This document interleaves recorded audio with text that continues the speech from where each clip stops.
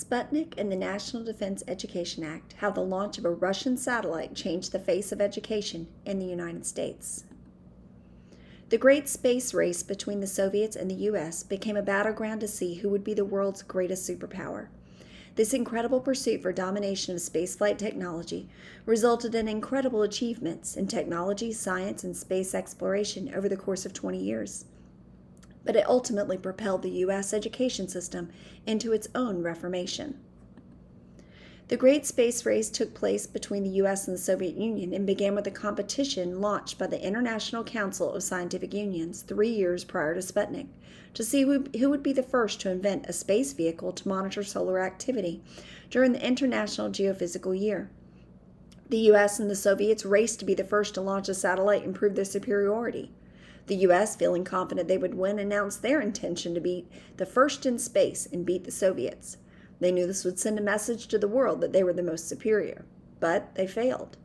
On October 4, 1957, the Soviets launched a satellite called Sputnik into space. No bigger than a beach ball, yet it signified a huge defeat for the U.S. and an enormous win for the Soviet Union.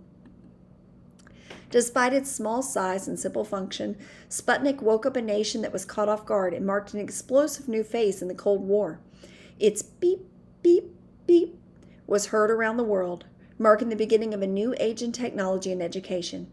To the United States, that beeping noise was a blaring signal of the Soviets' ability to demonstrate its technology while also possessing nuclear weapons, which meant a nuclear attack on America in the midst of the Cold War seemed very probable, causing massive fear, paranoia, and legitimate concern in every American, and leaving a country searching for blame. Not only did the Soviet Union demonstrate they had the technology to possibly launch a nuclear attack, but their education system proved far more academically advanced than the U.S. The Soviets were training their students to be young scientists, mathematicians, engineers, inventors, and workers in technology, while the U.S. was failing by comparison.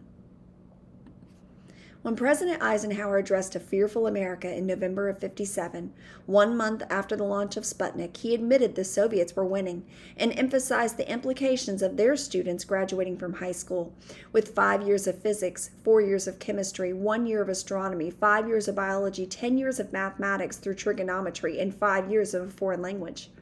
To the President and most Americans, the public education system was a matter of national security. This scramble for an answer and subsequent comparison of education systems is what set the stage for an unprecedented reform of U.S. public education at all levels. Elementary and secondary education became an issue of national security and defense, which led to the first major initiative for pre-collegiate education, the National Defense Education Act of 1958.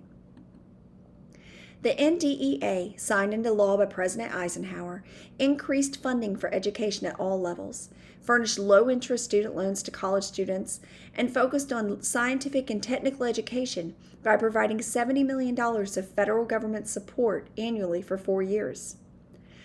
This over $1 billion in funding went into providing over 40,000 student loans, 40,000 scholarships, and 1,500 graduate fellowships for academically capable students focusing on STEM subjects who otherwise would not have had the financial means to pursue those education degrees. The NDEA also provided for new technology in classrooms. Overhead projectors, hands-on laboratories, lab kits, audiovisual aids such as slides, recordings, motion pictures, radio and television programs were all introduced into the U.S. as a result. States were also given matching funds for financial assistance for STEM and modern foreign language classes, as well as for guidance counseling, testing, identification of gifted students, with additional funds for professional development for teachers and better equipment and materials for their classrooms. Students became exposed to rigorous science curricula earlier in their education, with special science programs focusing on enrichment and independent projects in high school science programs.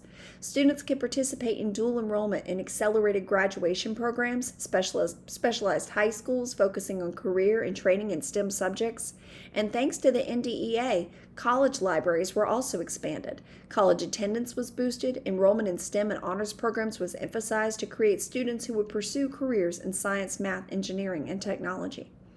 According to the U.S. Senate Archives, the number of students in college more than doubled from 1960 to 1970 to 7.5 million, many of which would never have been able to attend college without those NDEA loans.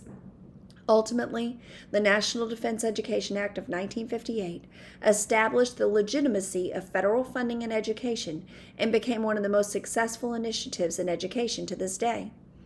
On the 10th anniversary of the NDEA, on September 10, 1968, President Johnson gave a speech stating, "Today, as we celebrate the 10th anniversary of that law, we may not yet be able to prove that NDEA saved liberty, but surely it has enriched and strengthened the freedom we enjoy.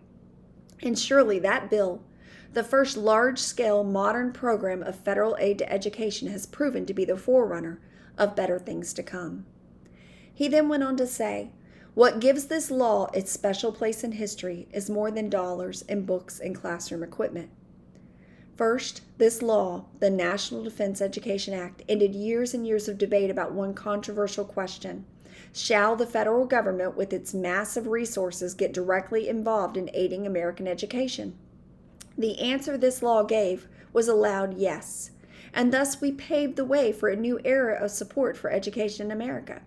This law, in fact, helped make possible more than 50 new education laws passed in my administration. And second, this law has become a special symbol of our nation's most important purpose, to fulfill the individual, his freedom, his happiness, his promise." Years later, decades of educational reforms have followed, focusing on ending poverty, providing equality, and improving the quality of education at all levels. But it was the NDEA that paved the road for them all. While the Soviet Union's launch of Sputnik may have been the catalyst that propelled educational reform, it was the NDEA that changed the face of education and the lives of millions of students to this day.